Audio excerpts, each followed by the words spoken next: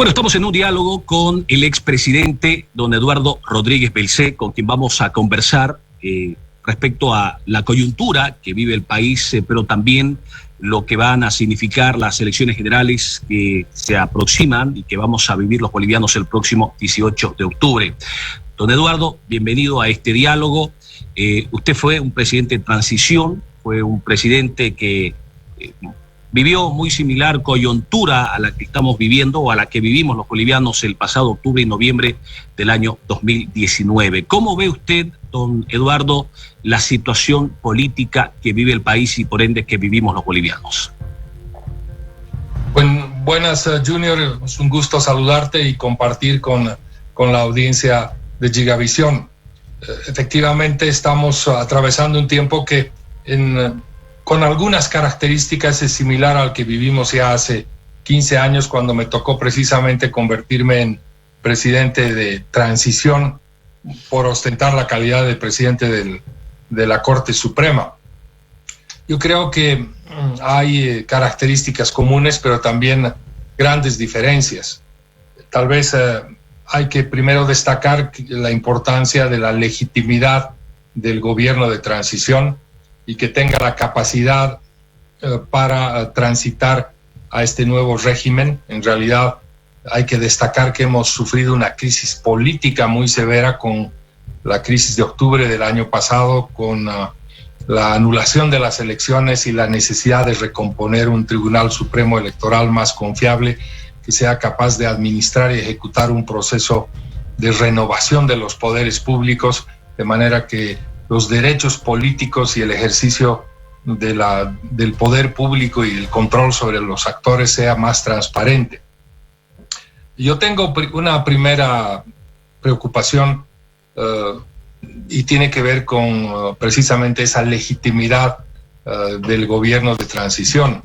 Lamentablemente, como lo he anotado en anteriores oportunidades, el momento en el que la presidenta Áñez decidió convertirse en candidata a la presidencia afectó o limitó severamente esa calidad de neutralidad que debe tener un gobierno de transición, porque es un gobierno que actúa con doble sombrero. Uno lo usa para administrar y no dudo de que hace el mejor esfuerzo de hacerlo y en una pandemia tan difícil, pero al propio tiempo se pone y se saca el sombrero de la candidatura y mezcla ambas atribuciones, lo cual no contribuye necesariamente a tener una transición sencilla o digerible, si se quiere, para todos los ciudadanos. En cualquier caso, esto es así y hay que avanzar. La democracia exige también muchos renunciamientos, muchos acuerdos, y yo creo que estamos frente a una crisis de tal magnitud, tan grande, de que es necesario que más allá de nuestras diferencias y más allá de las coyunturas, seamos los bolivianos capaces de encontrar grandes acuerdos para esta transición tan difícil. Esa es una primera mirada al proceso. ¿Usted cree que la presidenta o el gobierno perdió la legitimidad al anunciar su candidatura? ¿O cómo ve usted, teniendo en cuenta que en un inicio la señora Yanine Áñez y el gobierno transitorio tenía todo el apoyo de la población, pero sucede que de un tiempo a esta parte, don Eduardo Rodríguez, ha existido cierto repudio, cierto rechazo a la pretensión de prorrogarse en el poder? Bueno, yo creo que sí, definitivamente. Este tema lo he tocado varias veces y para poner una analogía muy sencilla, es exactamente igual que aunque parezca un poco banal, muy pedestre, es igual que el árbitro que está conduciendo un partido de fútbol decida al mero inicio del partido cambiarse de camiseta y decir yo voy a jugar de árbitro y voy a jugar de jugador el momento que estime conveniente. Entonces es exactamente igual. Si algo yo valoré en mi tiempo de transición fue esa neutralidad de árbitro que tuve para convocar a todos los actores políticos y concertar grandes acuerdos que nos ayudaron a transitar pacífica y ordenadamente el año 2005. Y no fueron pocos los grandes acuerdos. Yo quiero destacar que en su tiempo acordamos, por ejemplo, la elección de los entonces prefectos o gobernadores por voto popular. Acordamos hacer los referendos autonómicos para que las regiones y los departamentos puedan ingresar en un régimen de autonomías. Acordamos la reducción del tiempo del periodo, o del periodo más bien de los parlamentarios, para que se produzca una elección no solamente de los mandatarios que habían renunciado, sino de todo el Congreso. Y finalmente acordamos también celebrar la Asamblea Constituyente y tendimos un puente de transición a un nuevo país. Esto hoy no es posible y esta es mi principal preocupación, sea la señora Yanine Áñez o quienes estén de candidatos, los actores. Los ciudadanos, quienes votamos y concurrimos a los actos electorales, nos preocupa que no haya grandes acuerdos en temas más sustantivos, ¿no? Entonces la polarización entre quienes siguen sosteniendo el régimen por las ventajas o las bondades que pudo haber tenido el MAS, o quienes se oponen a ellos, han reducido la actividad política entre un antimasismo y un masismo, lo cual a mí me parece francamente vergonzoso porque nos impide ver que tenemos desafíos mucho más grandes. Don Eduardo, usted llegó, fue parte de un gobierno transitorio el año 2005, pero usted decía, se lograron acuerdos. Usted no tenía tampoco asambleístas, no tenía diputados, no tenía senadores, pero logró llevar adelante una serie de medidas para pacificar el país y para convocar elecciones.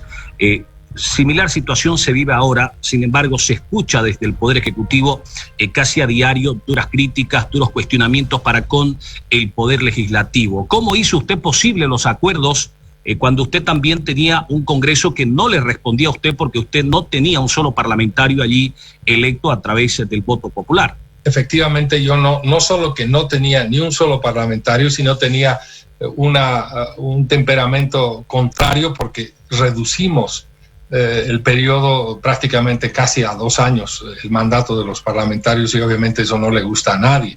Incluso intentaron a través de una cantidad de recursos anular las elecciones. Yo quiero recordar que el Tribunal Constitucional de entonces declaró nula la convocatoria a elecciones del 2005 sobre pretexto de que las listas o los escaños no correspondían al censo del 2001, etcétera. La clave en esto, yo quiero ser muy objetivo, fue la neutralidad del presidente que arbitraba esta transición.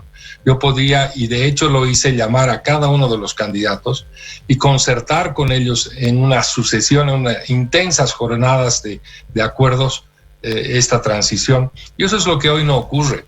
Yo no, desde el primer día de la crisis, advertí de que la narrativa o el discurso del gobierno era básicamente montarse sobre un discurso de que no se podía permitir el retorno del MAS, y el MAS que tampoco lo encontraba racional y atacaba al gobierno. Entonces no hay diálogo posible, y además eso no solamente que es muy triste, es ilegal, porque la Constitución, tanto la anterior como la que nos rige ahora, dispone que el gobierno democrático se funda en la coordinación y cooperación entre los poderes del Estado para el servicio a la sociedad y la comunidad. Hoy, al rechazarse y atacarse mutuamente y no coordinar y no cooperar en actos francamente vergonzosos como no publicar leyes o no promulgarlas, o una sucesión de demandas de inconstitucionalidad, lo único que hacen es hacer explícita esa violación a la Constitución, porque no coordinan ni se cooperan, y este es un país partido en múltiples pedazos. De manera que yo insisto, es necesario que la clase política, indistintamente sea el gobierno, los candidatos, el MAS o quien pretenda ejercer poder público, tenga la noción de que la crisis o las crisis que hemos vivido y que lo que nos toca avanzar por delante necesitan grandes acuerdos. Y yo he señalado en algunas publicaciones que hay 4 temas fundamentales que abordar. El primero es tomar conciencia de que esta pandemia ha afectado la vida y la salud, y lo seguirá haciendo. Ya revelado las falencias estructurales de Bolivia en materia de salud. Por lo menos deberían ponerse de acuerdo en que quien sea gobierno desde el Ejecutivo y desde el Legislativo tendrán alguna política en común para garantizar un mejoramiento del presupuesto y condiciones. Segundo, tiene que haber un gran acuerdo en materia de educación. Se han cerrado las escuelas, las universidades y los centros de educación. Y Bolivia destina la mayor parte de su presupuesto a la educación. Y no puede ser que esta inversión pública y este compromiso con nuestras nuevas generaciones quede simplemente cerrado y con las falencias que tenemos. Esa es un segundo desafío inexcusable para los políticos que quieren acceder al poder, ya sea como autoridades del Ejecutivo o Legislativo. Un tercer elemento es el de la economía. Hay grandes falencias en la renta pública, ya no podemos depender más del gas o de ciertos ingresos de una economía muy primaria. Harán bien los políticos en acordar algunas líneas mínimas sobre la renta pública. Y finalmente, un cuarto desafío, que es prácticamente un reflejo de lo que ocurrió hace 30 años cuando se retornó a la democracia, es recuperar la justicia en este país.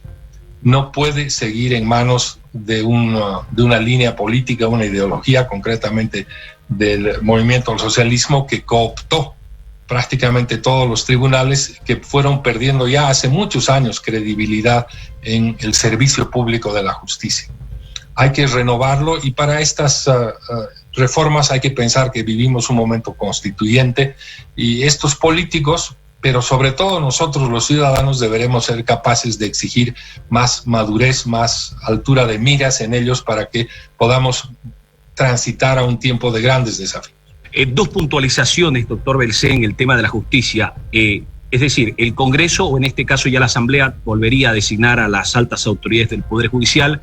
Y una segunda puntualización. ¿Usted cree que con el nuevo gobierno se debería cesar en sus funciones a todos los magistrados del Poder Judicial para tratar de iniciar de cero un cambio en la justicia? Yo creo que hay que primero acordar que se necesita una reforma constitucional, y eso tiene dos vías. Una es a través de un referéndum que puede iniciarse por iniciativa política, parlamentaria o ciudadana, o la convocatoria a una asamblea constituyente. No se puede improvisar soluciones de reemplazo judicial por vía de leyes o decretos, como se hizo en el pasado y que solo hicieron más daño que solucionaron problemas. Yo creo que uno de los momentos que vivimos hoy en la transición es, insisto, un momento constituyente, porque hay varios asuntos, como el de la justicia, que requiere que sea la Constitución la que abra un nuevo proceso de transición. Idealmente, a mi gusto, debe recuperarse la posibilidad de que sean ambos poderes del Estado, el Congreso, la Asamblea Legislativa, el Ejecutivo, con un proceso de evaluación de candidatos mucho más transparente, acompañado de una exigencia de una valoración permanente y continua de su desempeño en el marco de un sistema de carrera judicial. Eso tomará abrir diálogos más y diagnósticos más plurales, insisto. Yo creo que es inevitable que quien abra o conduzca el nuevo gobierno y acompañe desde la gestión legislativa la convocatoria a un régimen de modificación constitucional. No se puede simplemente cesar a nadie y colocar a dedo a otros. Tenemos que hacer las cosas en el marco de una reforma constitucional ordenada. Agua Viva. Recupera tu energía y equilibrio. Estimula la actividad cerebral. Alivia inflamaciones. Favorece la oxigenación y circulación de la sangre. Agua Viva. En un cuerpo alcalino no entra virus. Agiliza el sistema digestivo. Eleva el pH interno, reduciendo la acidez. Origen y causa de todas las enfermedades. Retrasa el proceso de envejecimiento. Agua Viva, en presentaciones de 600 ml, 2, 5 y 20 litros. Informaciones al 346-9090 y 347-6060. Celular o WhatsApp 7734-6174. Contamos con envíos y pedidos al por mayor y menor. Con la originalidad del agua que nos proporciona la naturaleza. Agua viva, agua energizada y estructurada. Agua viva. Mejora tu calidad de vida.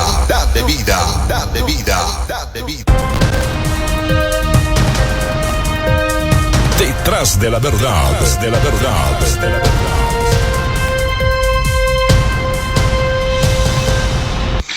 Doctor, ¿cómo ha visto el gobierno actual? Hay una serie de denuncias de presuntos actos de corrupción. Este tema de la pandemia ha provocado compra de respiradores, compra de test, compra de gases. Es decir, ha salido durante las últimas semanas una serie de denuncias donde el común denominador parece ser los intermediarios. Como expresidente, una persona que ha manejado también el país o que ha dirigido el país, ¿cómo ve todas las denuncias que pesan contra el actual gobierno? Bueno, con mucha pena, ¿no? No entra en nuestro entendimiento que podamos estar generando negocios tan pequeñitos o tan grandes a costa de la crisis. Pero yo prefiero que estas denuncias sean procesadas por el sistema judicial, el Ministerio Público, los jueces, pese a sus dificultades, porque habiendo sido juez yo no puedo anticipar las culpabilidades, las participaciones criminales, simplemente lamentar que esto ocurra, pero tal vez puedo agregar algo que no tiene que ver necesariamente con la culpabilidad o concluir quién es o no culpable, sino con la prevención de estos temas. Si algo se derrumbó en los últimos años fue el sistema de control gubernamental por la Contraloría General del Estado. A mí me tocó ser durante muchos años subcontralor de la Contraloría de la República de entonces, cuando se alentó mecanismos preventivos y de control y de seguimiento concurrente y posterior a la gestión pública. La Contraloría ha dejado de ser un actor fundamental en el país. En su lugar se instalaron mecanismos de transparencia que creo que no podían reemplazar efectivamente a las capacidades de un órgano independiente. Se minimizaron las capacidades de control interno y todo se convirtió en un proceso de criminalización selectiva y que pasaba por manos de los fiscales y los jueces anticorrupción. A mi juicio, la corrupción administrativa puede ser prevenida y controlada no solamente por la justicia criminal, sino por los sistemas administrativos y bien colocados de seguimiento, de prevención y sistemas de control gubernamental que los teníamos y los tenemos, pero simplemente no están ni vigentes ni operativos.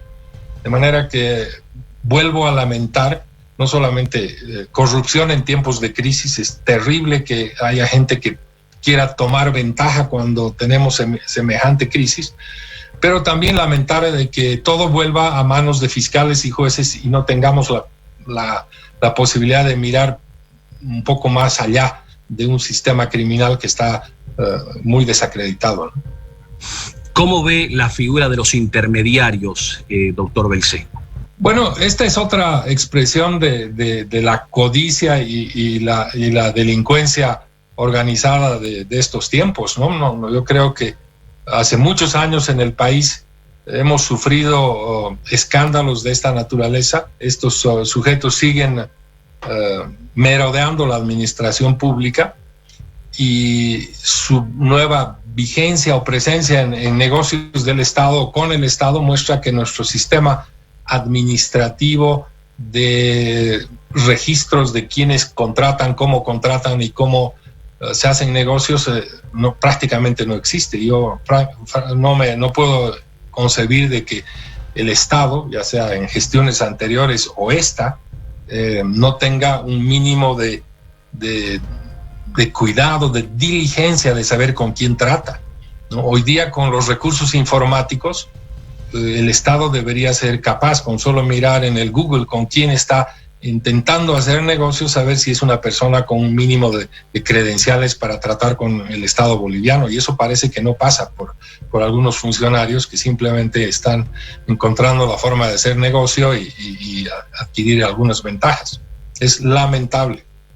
Doctor, en las últimas horas el Washington Post ha publicado una información respecto a que se ha desmontado, dice este periódico norteamericano, de acuerdo a la información proporcionada por la red social Facebook, una serie de cuentas que manejaban cierta información en favor de gobiernos como el de Bolivia, México y Venezuela.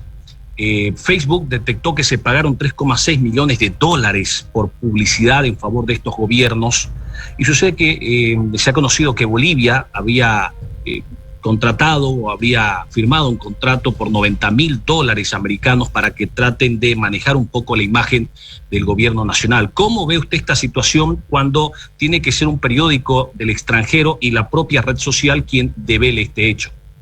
Así lo he visto y tengo dos comentarios. El primero es que en el ámbito que acabamos de comentar administrativo, habrá que investigar cómo se gestaron esas conexiones, si se firmaron contratos y quién los pagó. Esa es una dimensión que deberá procesarse.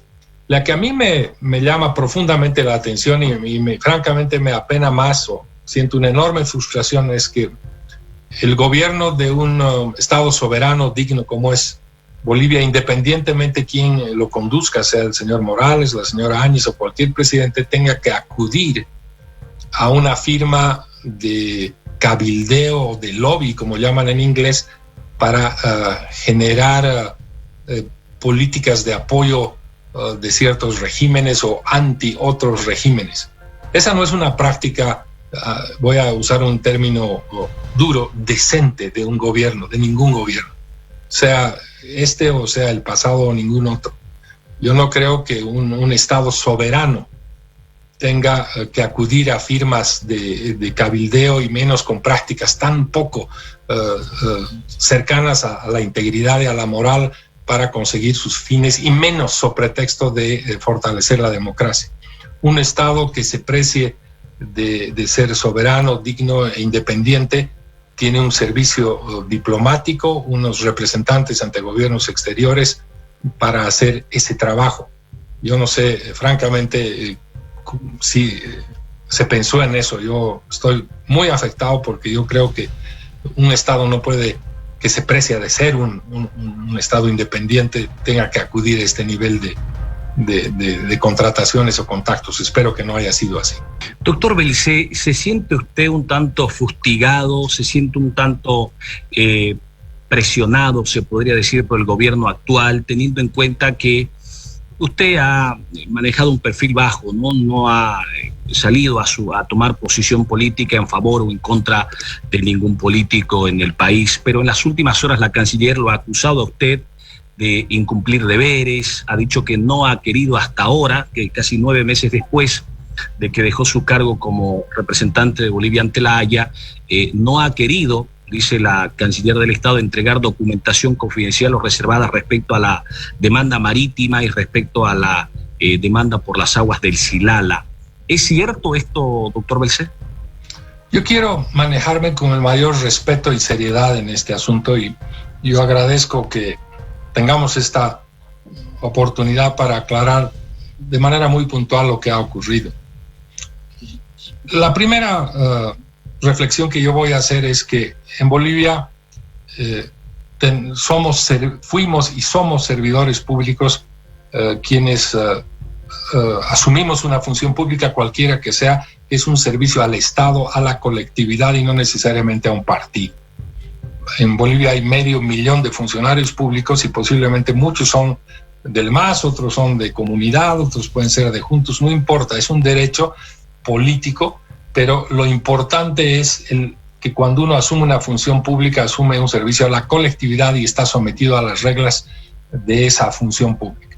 Cuando yo asumí la condición de embajador y agente ante la Corte, lo hice en esa capacidad de servidor público y consciente de que estaba sometido a un régimen normativo no fui parte ni soy parte del movimiento socialismo, ni del MNR, ni de ADN, porque yo he sido un servidor público con 30 años de carrera y que he servido a muchos gobiernos y lo he hecho de manera honesta, útil y en la mejor de mis capacidades. Esta es una reflexión muy importante porque en estos tiempos de polarización simplemente se asume, no, fuiste embajador del Evo, entonces eres masista, fuiste subcontralor de 3 presidentes de Mesa, Banzer, Sánchez de Lozada, eres movimentista. Ese es un absurdo. Yo creo que igual que yo, habemos cientos de miles de bolivianos que trabajamos para el país y no para un partido político. Esta primera consideración. La segunda es esta. Cuando se produce el cambio de gobierno, la renuncia del presidente Evo Morales y la asunción a la presidencia de Yanine Áñez, yo renuncio a mis funciones de embajador y agente, porque eso es lo que correspondía por decencia, por integridad. Los embajadores no son nombrados por los ministros de Relaciones Exteriores, ni los cancilleres o vicecancilleres. El embajador es nombrado por el presidente. Y habiendo un cambio de presidente, lo que te toca hacer, si eres una persona correcta, es renunciar y dejar a ese presidente en la libertad de ratificarte o cambiarte o cesarte. Entonces, ese fue mi entendimiento. Además, tenía la experiencia de que cuando me tocó ser presidente, yo recibí las renuncias de los embajadores que estaban en funciones y decidí entonces ratificarlos absolutamente a todos ellos. No hice un cambio alguno en el servicio exterior. Entonces yo decidí renunciar y así lo hice en una nota muy conceptuosa dirigida a la presidenta del Estado y a la canciller del Estado a horas de producirse el cambio, donde ponía explícita mi renuncia, pero también señalaba que solicitaba ser recibido para entregar la información reservada que está en mi poder para transmitirla sobre las gestiones ante la Corte Internacional del Área. Cuando hablo de esta información, quiero destacar que el agente que incumple esas funciones tiene una serie de actuaciones o gestiones reservadas o diplomáticamente instruidas con esa característica, que las cumple y no se traducen necesariamente en informes escritos por esa calidad. Entonces yo pedí de manera explícita ser recibido para entregar esa información a la presidenta y de manera conjunta a la canciller, pero primero a la presidenta, porque ella es la jefa del Estado quien por la Constitución conduce, dirige y define la política exterior. No es la Cancillería. La Cancillería ejecuta lo que él o la presidenta decide. Esa era la responsabilidad con la cual yo transmití mi renuncia y esa solicitud. De manera que quede claro que yo pedí actuar de esa manera, de manera muy respetuosa además. Eso fue a horas de producida la posesión de la presidenta.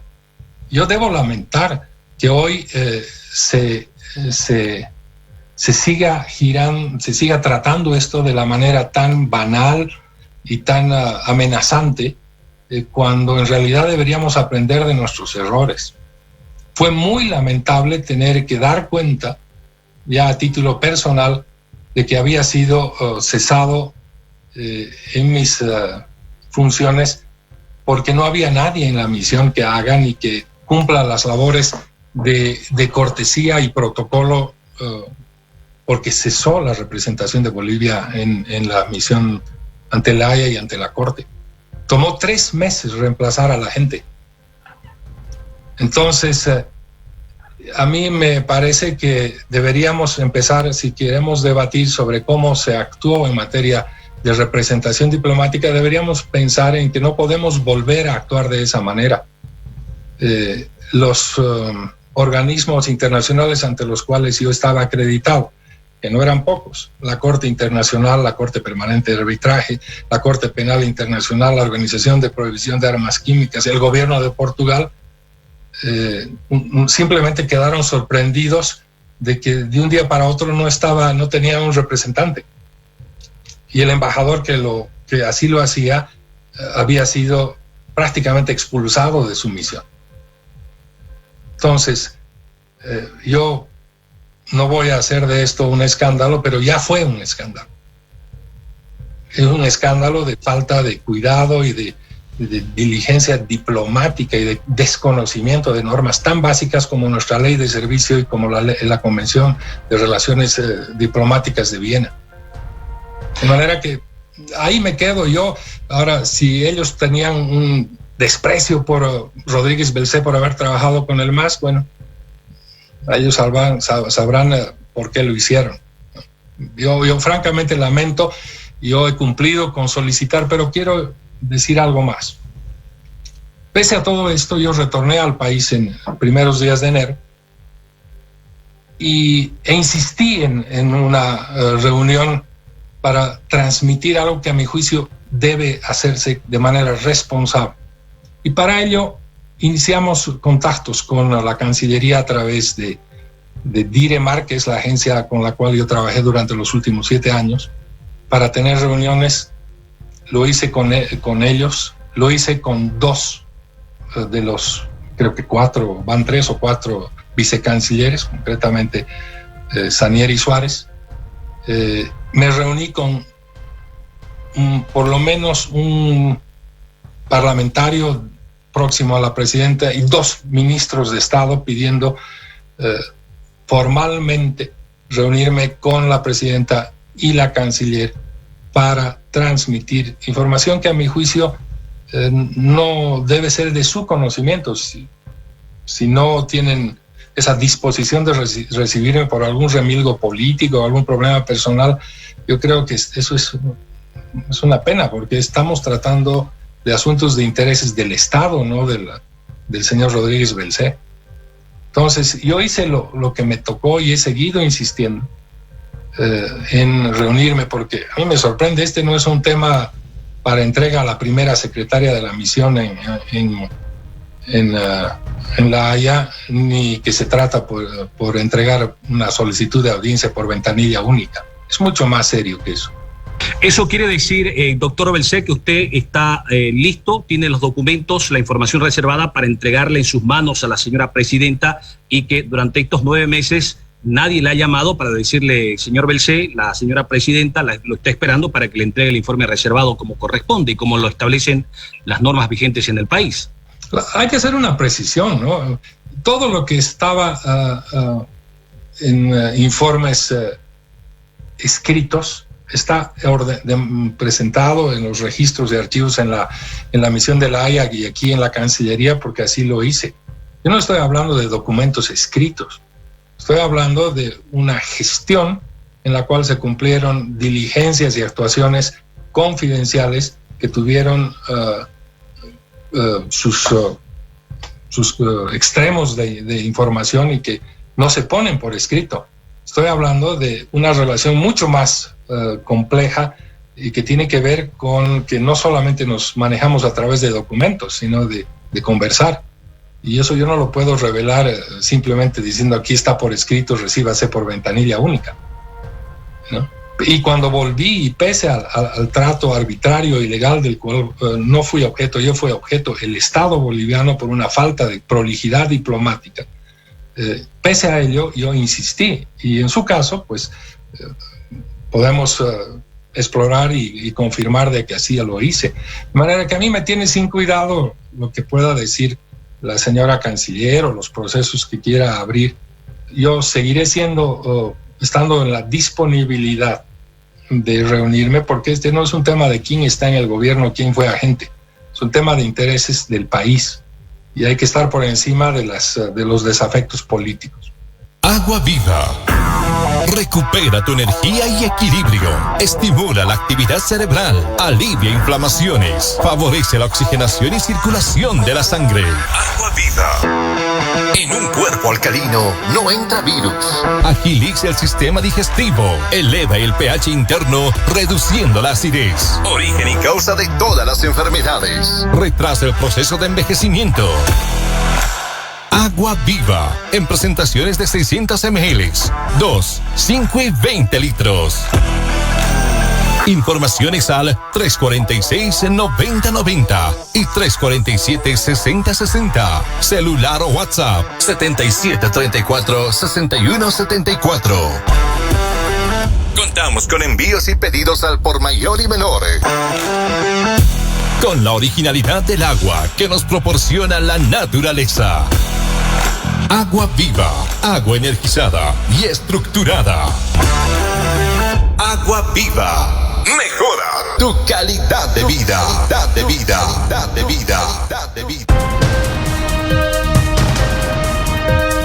Detrás de la verdad.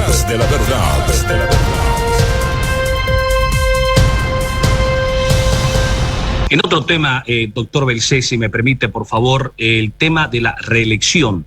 Hay dos candidatos que en estos momentos están planteando la necesidad de modificar la Constitución para que no haya ese afán de prorrogarse en el poder. Es decir, una persona es electo presidente y no podría postularse a una reelección para tratar de evitar lo que ha sucedido durante los últimos 14 años y lo que está sucediendo actualmente, ¿no? Donde tenemos una presidenta que a la vez no sabemos si funge como candidata o funge como dignataria de Estado, teniendo en cuenta que busca seguir continuando administrando la cosa pública. El tema de la reelección es una piedra angular en la preservación de la democracia.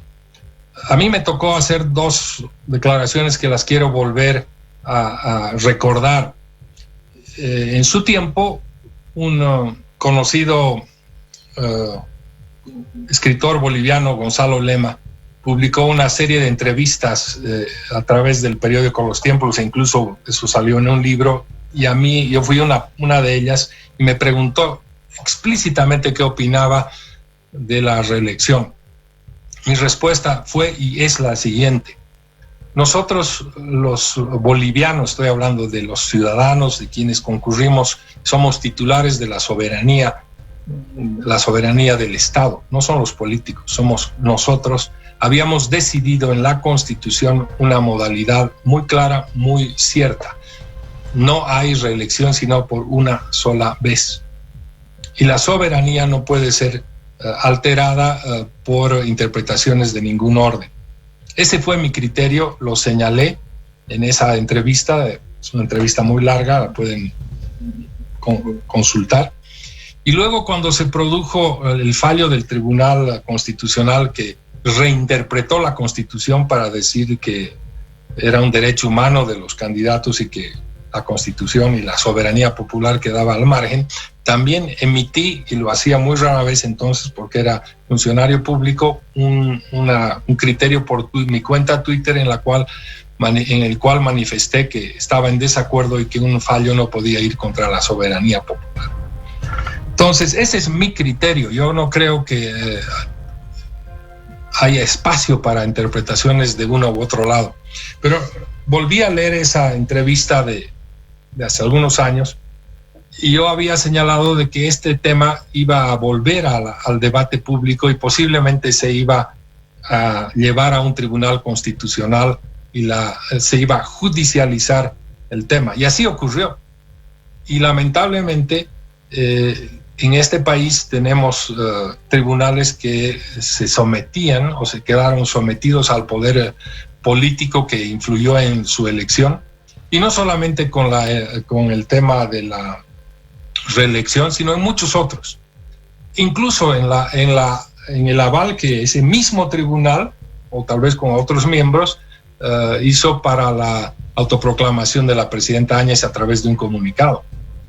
De manera que, a mi juicio, el tema de la reelección no admite variantes. Es lo que los bolivianos hemos señalado en la Constitución y debemos honrar. Y deberíamos pensar que no todo lo que viene en discrepancia debe llevarse al Tribunal Constitucional. No creo que el tribunal deba convertirse en el nuevo legislador en Bolivia. Usted ha sido presidente de la Corte Suprema, una persona que es muy estudiada y conocedora del tema jurídico. Hay en estos momentos una controversia respecto a si es el Tribunal Supremo Electoral o es la justicia quien debe definir la habilitación de Evo Morales como candidato al Senado. ¿Quién cree usted que tiene la última palabra respecto a si se debe o no habilitar a determinada persona para postularse en las próximas elecciones generales? Mi criterio es que el Tribunal Supremo Electoral, por la normativa que señala la actual Constitución, es la autoridad competente para resolver cualquier controversia en el régimen electoral y de manera definitiva.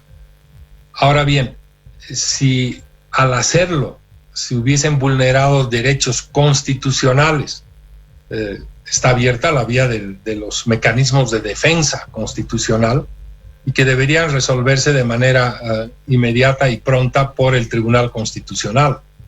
Sin embargo, yo sigo pensando, este es un criterio muy personal, de que no hay lugar a que el Tribunal Constitucional amplíe de manera tan comprensiva sus atribuciones en áreas en las cuales otros tribunales ya se han manifestado. Este es un viejo debate que comenzó cuando se creó el Tribunal Constitucional y sosteníamos una larga polémica, si se quiere, entre el tribunal, entre la Corte Suprema y el tribunal, y esto se ha producido en otros países en lo que se llama el choque de trenes, entre lo que es concebir un modelo de control de constitucionalidad concentrado en un tribunal que asume todas las competencias como único y supremo intérprete de la Constitución y que coexiste con otros tribunales que tienen niveles de competencia especializada, como son, por ejemplo, el Tribunal Electoral en materia electoral o los tribunales ordinarios en materia civil, comercial o lo que fuera. Este es un dilema que hay que resolverlo también a través de una reforma constitucional que precise cuál es el rol que cumple el Tribunal Constitucional, si es concentrado y comprensivo para todo o si se va a aceptar que otros tribunales ya resuelvan de manera última y definitiva porque es su especialidad. Yo creo que si el Tribunal Supremo Electoral, al resolver como lo hizo, indistintamente cuál sea el mérito o en favor de quién, lo hizo, consideró y contempló las garantías constitucionales, porque yo personalmente no creo que el único que pueda razonar constitucionalmente sea el Tribunal Constitucional. Por eso yo me inclino por la posición de que si creamos un tribunal electoral, pues es el que define en última instancia. Pero vivimos un régimen de orden judicial constitucional que permite esos recursos, no se los puede negar, y tendrá que ser un nuevo entendimiento de la Constitución que aclare lo que vaya a suceder en el futuro. Doctor, ¿qué hacemos? Se vienen días oscuros en materia económica en el país. Han caído los ingresos por la venta de gas, han caído los precios del barril del petróleo, han caído los ingresos por IDH, coparticipación. Escuchamos que las gobernaciones y las alcaldías están aterradas, ¿no? Dicen que casi que no les va a alcanzar el presupuesto ni siquiera para funcionar en la gestión 2021. ¿Cómo ve usted esta crisis económica que se aproxima en el país? Es una verdadera crisis que ya se instaló, y yo agregaría además que la política asistencialista a través de bonos parece suplir de momento como una curita las graves deficiencias de gente muy necesitada, pero no vemos de dónde llegan esos recursos, en cuánto comprometen la deuda pública y qué carga quedará en manos de las próximas generaciones. No estamos hablando de poco dinero. Yo tengo una mirada más bien que pasa por diagnósticos más certeros de lo que Bolivia tiene, lo que Bolivia puede generar como recursos y cómo traducirlos en políticas públicas, políticas económicas más sensatas. Efectivamente, el gas ha dejado de ser o dejará de ser una de las principales fuentes de la renta pública, pero alternativamente Bolivia tiene también otros recursos naturales de altísimo valor y que deberían merecer la atención más cuidadosa de quienes gobiernan el país. Me refiero, por ejemplo, a los recursos minerales. Hoy la minería produce tanto o más ingreso que el gas. Y hay minerales que han cobrado un altísimo valor en este tiempo, por ejemplo el oro, pero hace muchísimos años que los sucesivos gobiernos no ponen una atención a que el Estado recupere mayores ingresos por la explotación del oro u otros minerales raros, y entre ellos el litio. Yo creo que hemos perdido muchísimo tiempo no solamente durante el gobierno del movimiento al socialismo, sino tan antiguos como por ejemplo la opción que tuvo el gobierno de Paz Zamora de suscribir contratos para explotar de manera mucho más efectiva los recursos de litio. Pongámonos de acuerdo de una vez entre los bolivianos y sobre todo los potosinos para hacer de ese recurso una fuente de ingreso mucho más expedita en tiempos en los que se requiere este recurso natural para la generación de energía almacenable, energía eléctrica. Lo propio con la agroindustria y otros sectores que pueden producir con mucho más efectividad. Es impresionante, yo he vivido muchos años en Holanda, un país que es básicamente en tamaño el doble del Salar de Uyuni, pero está entre los 7 países de mayor productividad agrícola del mundo. Y eso es básicamente el orden, la laboriosidad y el acuerdo de producir de manera efectiva y sana los recursos que disponemos. Nosotros tenemos que entrar de una vez en consensos y no tanta polarización y fraccionamiento. Y finalmente hay otra característica que yo me permito señalar. La demanda interna que mueve y hace crecer la economía está afectada por un régimen tributario, a mi juicio, abusivo, porque no contribuye a que se expandan los sectores de las medianas y pequeñas empresas y los contribuyentes, porque hay un régimen casi inquisitivo que ha generado fuentes de ingreso tributario por multas, ingresos y procesos aún mayor que rubros específicos. Este es un diagnóstico muy, muy serio. Hay que expandir las bases impositivas de la población, pero reducir esa exacción que se hace a muchos sectores. De manera que cito solamente estas 3 o 4 ideas, porque creo que Bolivia tiene muchas posibilidades de salir adelante, pero necesitamos dejar de lado esta confrontación permanente que hace de la vida diaria una pelea y empezar a trabajar con una mirada mucho más de mayor grandeza hacia el... Agua Viva. Recupera tu energía y equilibrio. Estimula la actividad cerebral. Alivia inflamaciones. Favorece la oxigenación y circulación de la sangre. Agua Viva. En un cuerpo alcalino no entra virus. Agiliza el sistema digestivo. Eleva el pH interno, reduciendo la acidez. Origen y causa de todas las enfermedades. Retrasa el proceso de envejecimiento. Agua Viva, en presentaciones de 600 ml, 2, 5 y 20 litros. Informaciones al 346-9090 y 347-6060. Celular o WhatsApp 7734-6174. Contamos con envíos y pedidos al por mayor y menor. Con la originalidad del agua que nos proporciona la naturaleza. Agua Viva, agua energizada y estructurada. Agua Viva, mejora tu calidad de vida. Calidad de vida, calidad de vida, calidad de vida. Detrás de la verdad, detrás de la verdad, detrás de la verdad.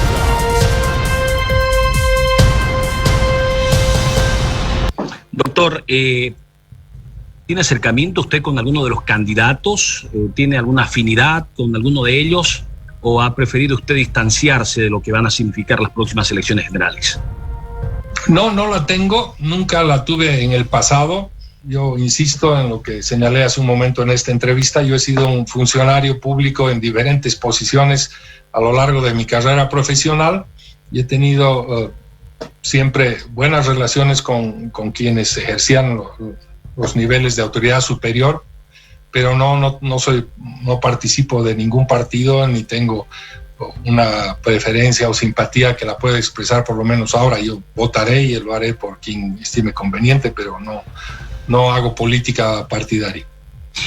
Doctor, usted está en el país, está en Bolivia, ¿a qué se está dedicando ahora? Me imagino que debe estar dictando docencia. ¿Qué ha hecho después de dejar la misión en La Haya? Bueno, yo estoy ya hace varios meses en el país. Tuve un viaje de algunas semanas a Europa, pero que tuve que retornar inmediatamente por el COVID. Pero lo que me ocupa ahora es la actividad académica. Yo participo con algunas universidades en charlas o seminarios, sobre todo en materia judicial y de derecho internacional. También soy parte de un comité asesor de la Corte Penal Internacional, elegido a título personal por la Asamblea de Estados, parte de la Corte Penal Internacional, que es el Consejo para la Nominación de Jueces. Yo participo con otros 8 juristas de otras regiones del mundo en la evaluación y preparación de un informe sobre las candidaturas a jueces a esa corte. Justamente mi viaje a Europa obedeció a una reunión en La Haya sobre aquello, pero fue cancelada por el COVID y hoy nos reunimos de manera virtual en estas tareas. Soy parte de algunas instituciones, sobre todo académicas, algunas en Europa y otras en otras latitudes, y estoy preparando algún material, sobre todo académico, y eso es lo que me ocupa ahora. ¿No ha pensado usted incursionar en la política, doctor Belcé? No, yo creo que la política es un esfuerzo colectivo que requiere mucho consenso de ciudadano y no tanto en torno a líderes carismáticos o que tengan recursos para sostener una actividad política. Yo aliento política que sea lo más plural y colectiva posible. No estoy muy a favor de candidaturas que solo existan por la persona. Doctor, para terminar, no sé si tiene usted algo que agregar, algo que decir que de repente no le haya preguntado en este diálogo tan cordial que hemos sostenido. No, simplemente saludar a quienes nos siguen, mi solidaridad para los que sufren por este COVID de una u otra manera. Yo creo que es demasiado importante dejar